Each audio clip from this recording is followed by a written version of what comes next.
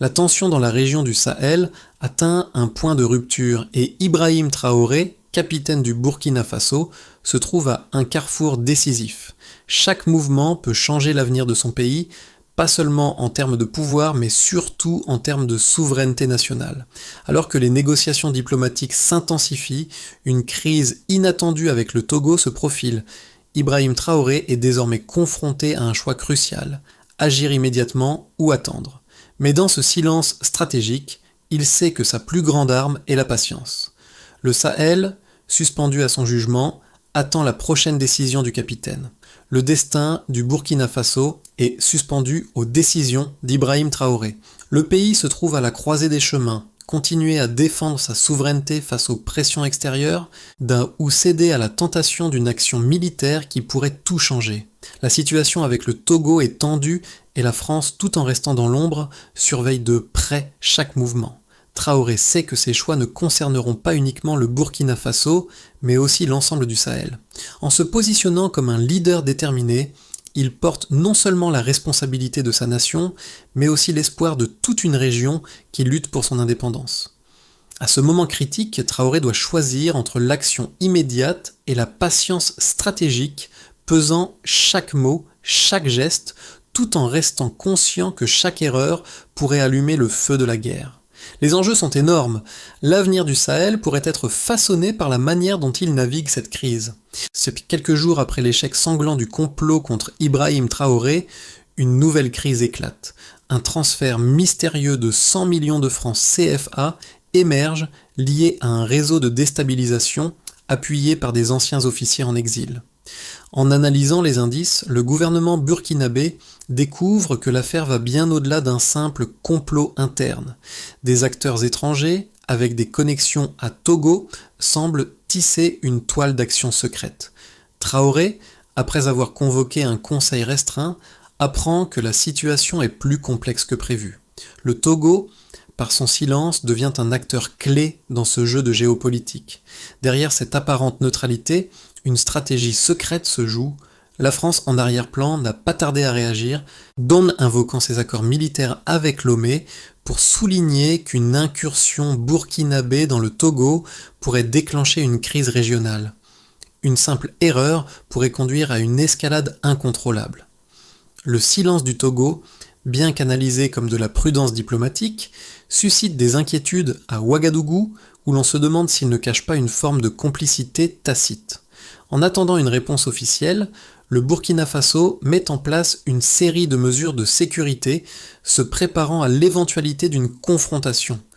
Mais c'est dans cette période de silence que l'inquiétude grandit. Et si l'inaction elle-même était le plus grand danger, la stratégie de Traoré, jusqu'ici marquée par la prudence, semble se préparer à un tournant. Le Sahel se trouve à l'aube d'un bouleversement majeur, et chaque décision prise par Traoré pourrait bien être la clé de voûte du futur politique et militaire de la région. Le capitaine se rend compte que cette crise, bien plus qu'un simple conflit local, pourrait réécrire les règles de la souveraineté en Afrique de l'Ouest. Ibrahim Traoré, malgré la pression énorme qui pèse sur ses épaules, reste ferme et réfléchi dans ses décisions. En tant que capitaine du Burkina Faso, il doit gérer non seulement les menaces extérieures, mais aussi la fragilité interne du pays. Le complot contre sa vie et les tentatives récurrentes d'assassinat ne font qu'intensifier la situation déjà tendue. Cependant, Traoré ne se laisse pas submerger par la peur.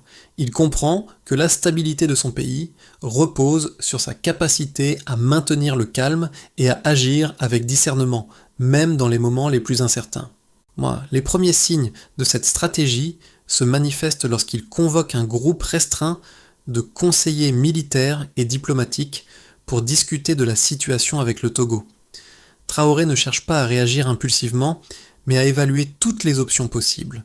Il sait que chaque geste pourrait avoir des répercussions bien au-delà des frontières du Burkina Faso. Le Togo, en particulier, reste une énigme. Son silence est interprété de différentes manières. Soit il tente de maintenir une neutralité stratégique, soit il y a une manipulation plus subtile en jeu. À ce moment, les premières actions concrètes de Traoré commencent à prendre forme. Une communication plus ferme avec ses alliés, des préparations militaires renforcées et un dialogue discret avec les puissances voisines. Et le message qu'il envoie est bien clair, le Burkina Faso ne reculera pas devant les menaces, mais il est prêt à jouer le jeu de la diplomatie pour éviter une confrontation directe.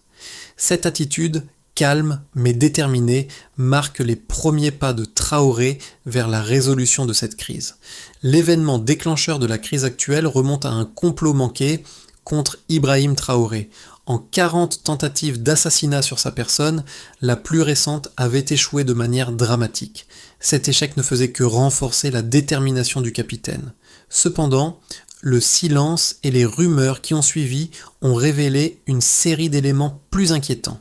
Les services de renseignement burkinabés ont intercepté une série de messages cryptés reliant des anciens officiers en exil à des cellules dormantes au Togo. Ok, ce détail apparemment mineur a marqué un tournant dans l'enquête. Les enquêteurs ont rapidement compris que la situation n'était pas simplement une tentative isolée de déstabilisation, mais un projet plus vaste impliquant des puissances étrangères. Le rôle du Togo en particulier est devenu un point central de l'analyse.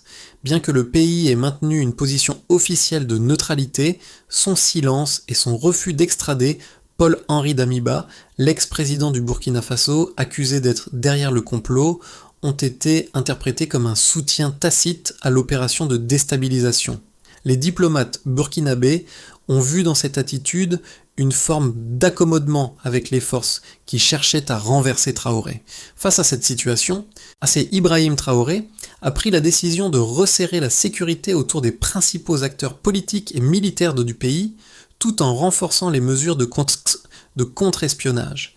Mais au-delà de ces actions immédiates, Traoré savait qu'une réponse plus stratégique était nécessaire pour faire face à la crise. Les relations avec la France, déjà tendues en raison de la présence militaire française dans la région, se sont également compliquées. La France, invoquant ses accords de défense, a averti que toute action militaire unilatérale de la part du Burkina Faso pourrait entraîner des représailles. Le gouvernement burkinabé, tout en maintenant son calme, a commencé à préparer des scénarios d'intervention, mais a également cherché à éviter un affrontement direct. Le silence diplomatique du Togo, qui semblait être une stratégie de patience, risquait de provoquer une réaction excessive. Les dirigeants burkinabés, cependant, ont choisi de ne pas précipiter les choses, comprenant que la solution résidait autant dans la patience que dans l'action rapide. Le piège se resserrait, mais Traoré était déterminé à ne pas laisser les provocations entraîner une guerre ouverte. Les tensions diplomatiques se sont intensifiées lorsque des informations sont sorties concernant l'ampleur du financement et des liens entre certains membres du gouvernement togolais et les réseaux qui avaient orchestré le complot. Le montant de 100 millions de francs CFA transférés a été pointé du doigt comme un indice de l'implication d'acteurs extérieurs dans cette crise. Les services de renseignement burkinabés ont continué à suivre ces pistes, idée découvrant que ce financement pourrait être lié à des intérêts plus larges dans la région. Le piège, que ce soit pour le Burkina Faso ou pour le Togo, est devenu une question de survie géopolitique. En attendant une réponse claire de Lomé, Ouagadougou s'est concentré sur la consolidation de ses alliances régionales. Le Sahel, autrefois un terrain de confrontation pour des groupes terroristes, est devenu un terrain d'affrontement géopolitique pour les puissances extérieures. La stabilité du Burkina Faso, et par extension du Sahel, dépendait désormais de la capacité de Traoré à manœuvrer habilement dans cette arène complexe. Les tensions ont culminé lorsque, après plusieurs jours d'attente, un communiqué du gouvernement burkinabé a exigé l'extradition immédiate de Damiba. Quelques heures plus tard, le Togo a répondu par un silence glacé, alimentant davantage la méfiance. Le chemin vers une escalade semblait inévitable, mais Traoré, fidèle à sa stratégie, a choisi de ne pas réagir dans la précipitation. Il savait que chaque mouvement, chaque mot, pourrait déclencher une réaction en chaîne difficile à contrôler. La situation a pris une tournure plus sérieuse lorsque les enquêteurs burkinabés ont pu établir un lien direct entre les fonds transférés et une série de comptes bancaires internationaux. Les 100 millions de francs CFA transférés ont été envoyés via des sociétés écrans ivoiriennes, mais la trace numérique menait directement à des interlocuteurs au Togo, ce qui a mis en lumière la complexité du réseau impliqué. Ces transferts ont eu lieu au moment même où des messages cryptés circulaient entre des officiers militaires exilés et des cellules secrètes à Ouagadougou. Cela a constitué un point crucial dans l'enquête, car ces informations ont permis de démontrer une implication bien plus large qu'un simple complot local. Les données recueillies ont révélé que les financements étaient utilisés pour alimenter des groupes paramilitaires, dont certains ont été identifiés comme étant actifs dans des régions instables du Sahel. Ces groupes avaient pour objectif de saper la stabilité du Burkina Faso, à travers des actions de sabotage et des attaques ciblées contre des infrastructures stratégiques. Ces informations ont été corroborées par des témoins oculaires et des rapports de terrain qui ont indiqué des mouvements suspects de matériel militaire et de mercenaires dans la zone frontalière avec le Togo. Les chiffres relatifs à l'implication étrangère sont révélateurs. Sur les 6 mois précédents, pas moins de 3 tentatives de déstabilisation ont été financées par des entités extérieures, dont la majorité des fonds provenaient de sources extérieures à l'Afrique. Ce phénomène a renforcé la conviction au sein du gouvernement burkinabé que la situation dépassait largement un conflit interne et qu'il était désormais nécessaire de coordonner une réponse internationale. En outre, l'implication de personnalités influentes à Lomé, qui avaient facilité l'acheminement de fonds, a laissé entrevoir une forme de complicité passive. Pourtant, les preuves les plus accablantes ne résidaient pas seulement dans l'argent ou dans les transactions financières, mais dans les conversations interceptées entre les membres de la cellule de déstabilisation. Ces conversations, d'une clarté troublante, faisaient état des intentions de faire tomber Ibrahim Traoré et de diviser l'armée burkinabé par des infiltrations de partisans de l'ex-président Damiba. Ces discussions ont été authentifiées par les services de renseignement burkinabé qui ont également découvert des documents relatifs à l'organisation de l'attentat contre Traoré. Un autre point important des preuves recueillies a été le rôle joué par des officiers militaires en exil qui semblaient piloter le complot à partir de pays voisins. Les autorités burkinabées ont calculé qu'au moins 4 millions de francs CFA ont été utilisés pour soutenir des recrues parmi les jeunes militaires du pays, les incitant à se retourner contre leur chef, Ibrahim Traoré. Les fonds ont également été utilisés pour organiser des rassemblements secrets, où les officiers pro-Damiba avaient commencé à regrouper une armée parallèle prête à prendre le contrôle de certaines bases militaires. L'importance de ces informations réside dans leur capacité à prouver l'organisation et la portée internationale du complot. Non seulement les fonds étaient destinés à financer des actions violentes sur le terrain, mais ils avaient également pour objectif de créer un climat de peur et d'instabilité, qui aurait pu aboutir à une intervention militaire étrangère. Dans ce contexte, la France, bien que sur la réserve, a réagi en renforçant sa présence dans le Sahel, une décision qui a ajouté à la complexité de la situation géopolitique régionale. Les chiffres révélés par les services de renseignement burkinabés ont confirmé que la menace était bien réelle et que la stabilité du Burkina Faso et du Sahel était en jeu. Cependant, Ibrahim Traoré n'a pas encore révélé toutes ses cartes. Le calcul qu'il doit faire à ce stade est de savoir comment utiliser ces informations pour renforcer sa position sans provoquer une crise diplomatique majeure. Le paysage géopolitique du Sahel est de plus en plus complexe, et plusieurs voix s'élèvent sur la manière de répondre à la crise qui secoue le Burkina Faso. D'un côté, des partisans d'une action rapide soulignent que l'honneur national et la sécurité interne du pays ne peuvent être sacrifiés.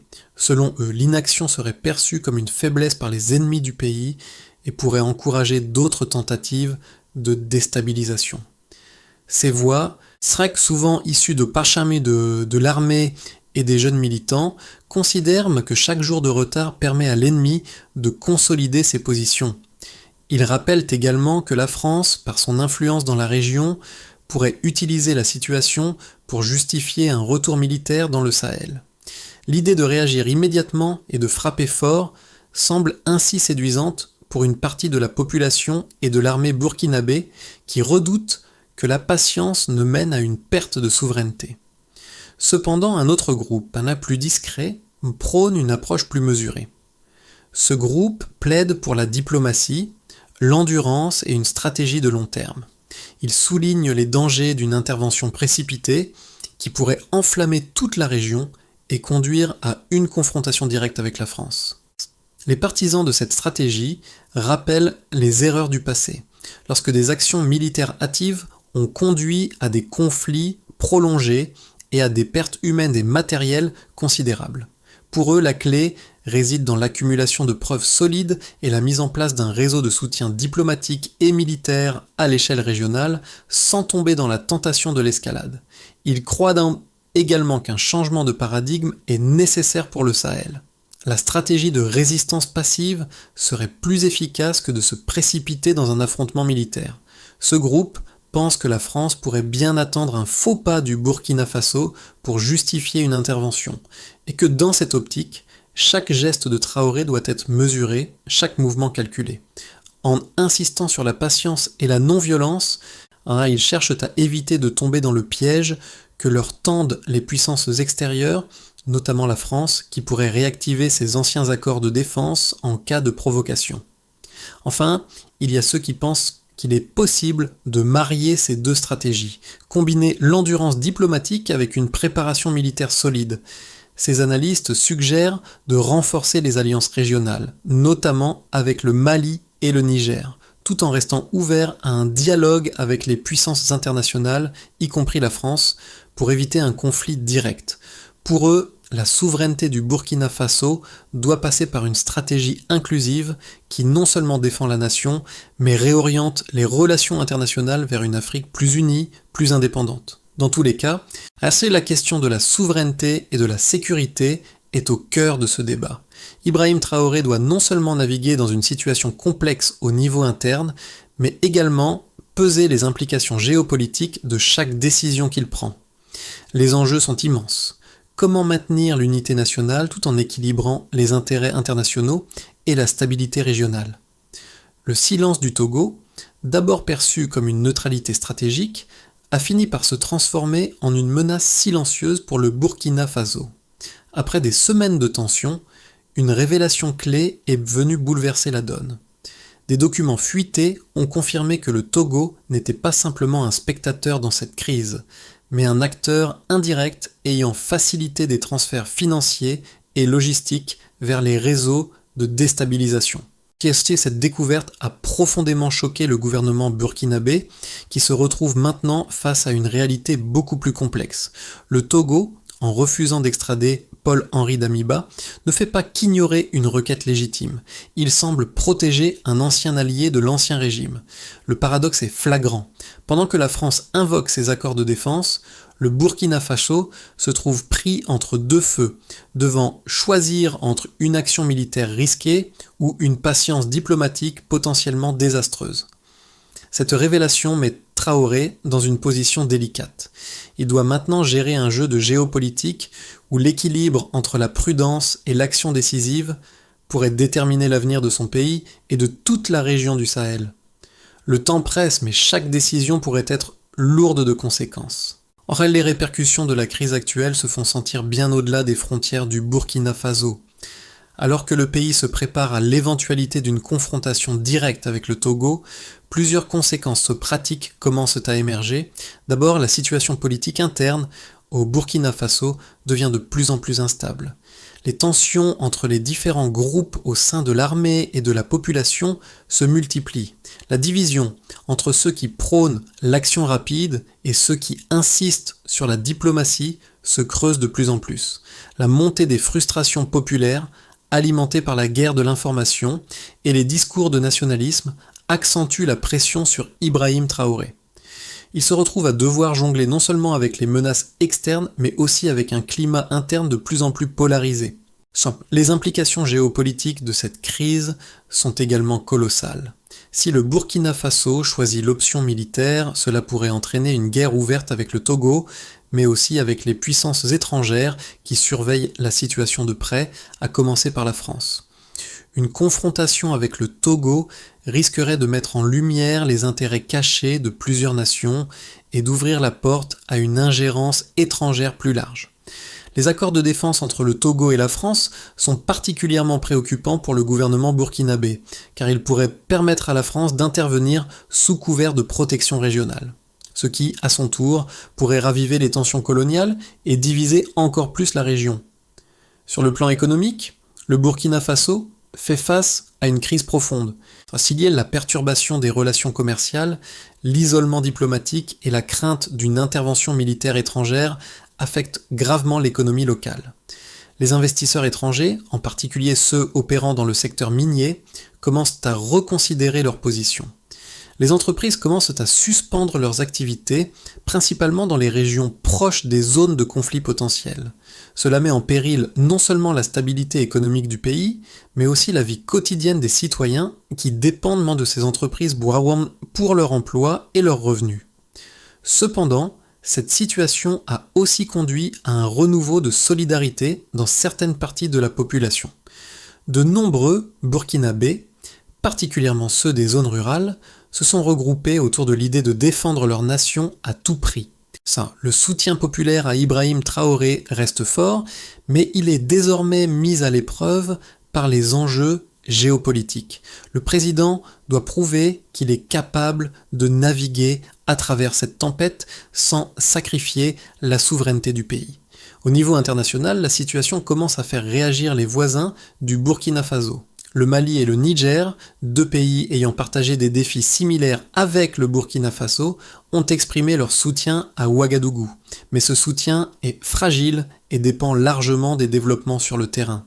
La région du Sahel, déjà fragilisée par les conflits armés, pourrait se retrouver dans une position encore plus vulnérable si cette crise se transforme en un conflit régional de plus grande envergure. Les tensions entre les États membres de l'Alliance du Sahel, déjà exacerbées par la crise au Burkina Faso, risquent de se propager rapidement. Dans cette atmosphère tendue, le rôle de la diplomatie devient crucial. Chaque déclaration, chaque action entreprise par Ibrahim Traoré sera scrutée de près par les puissances étrangères et par ses alliés régionaux. À ce stade, la ligne entre la guerre et la paix est mince, et le moindre faux pas pourrait entraîner des conséquences désastreuses non seulement pour le Burkina Faso, mais pour toute la région du Sahel. La question qui se pose désormais est de savoir si Traoré sera capable de maintenir l'équilibre entre la pression interne et externe, tout en préservant la souveraineté de son pays. Les scénarios pour le Burkina Faso au cours des 6 à 12 prochains mois sont multiples et dépendent largement des choix stratégiques qu'Ibrahim Traoré fera dans les semaines à venir. Ils peuvent être regroupés en 3 catégories principales. Dans une première hypothèse, la situation diplomatique reste tendue, mais le Burkina Faso parvient à éviter une confrontation directe avec le Togo et d'autres puissances étrangères. Et Traoré continue à renforcer les alliances régionales avec des pays comme le Mali et le Niger, tout en maintenant un dialogue avec la France et d'autres acteurs internationaux. Le gouvernement burkinabé concentre ses efforts sur l'intensification de la lutte contre les groupes terroristes et sur la stabilité interne. Bien que des tensions persistent, une résolution pacifique c'est possible, mais cela nécessitera une patience stratégique et des compromis. Cette hypothèse envisage également un renforcement des institutions politiques et militaires du pays, tout en consolidant la position de Traoré au sein de la région du Sahel. Toutefois, une solution définitive à la crise ne sera probablement pas atteinte à court terme. Dans une hypothèse plus favorable, les efforts diplomatiques de Traoré portent leurs fruits. Le Togo, sous la pression croissante de la communauté internationale, finit par coopérer et accepte d'extrader Paul-Henri Damiba, ce qui permet de désamorcer une grande partie des tensions. Le Burkina Faso renforce alors sa position régionale avec des soutiens croissants de la part de ses voisins. Les relations avec la France, bien que complexes, connaissent un réchauffement à mesure que le Burkina Faso prouve sa détermination à préserver sa souveraineté tout en dialoguant. Le pays parvient à sécuriser des investissements étrangers et à relancer son économie, notamment dans les secteurs miniers et agricoles. La stabilité politique et la sécurité intérieure sont renforcées et la situation se stabilise dans le Sahel avec un renouveau d'espoir pour la région. A l'inverse, une hypothèse plus sombre envisage une escalade des tensions avec une confrontation directe entre le Burkina Faso et le Togo, et potentiellement l'implication de la France et d'autres puissances étrangères. Le Togo continue de jouer un rôle ambigu et une intervention militaire devient une option de plus en plus probable. Cette hypothèse pourrait voir une guerre de faible intensité se déclencher, ravivant les conflits dans la région du Sahel. La stabilité du Burkina Faso serait gravement mise à mal, et les effets déstabilisateurs sur l'économie seraient profonds, avec une possible fuite des capitaux, au moins des sanctions internationales et une prolongation des luttes internes. L'unité nationale risquerait d'être brisée et la possibilité d'un retrait des investissements étrangers pourrait envenimer davantage la situation. Dans tous les scénarios, un élément clé est la capacité de Traoré à maintenir l'unité interne tout en négociant habilement avec les puissances étrangères et régionales. La gestion de cette crise sera déterminante pour l'avenir du Burkina Faso et du Sahel. Le défi pour Ibrahim Traoré ne réside pas seulement dans la gestion de la crise au niveau diplomatique et militaire. L'une des questions clés est de savoir comment maintenir l'engagement de la population tout au long de ce processus.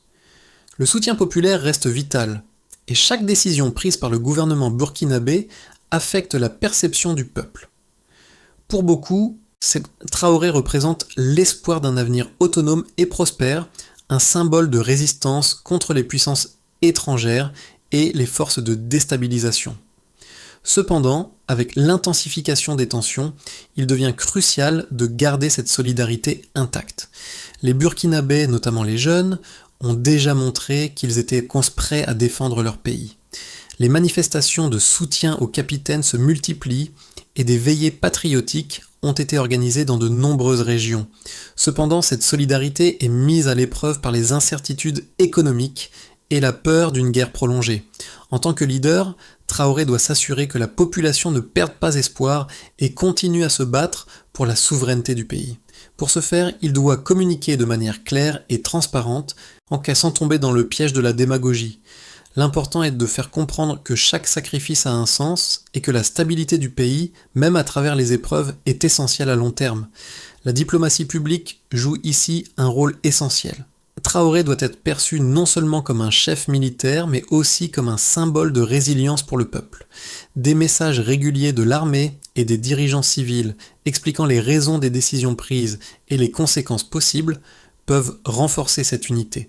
Le sentiment d'appartenance à une cause commune devient un moteur puissant, en particulier lorsque le peuple se sent impliqué dans les choix qui façonnent l'avenir de la nation.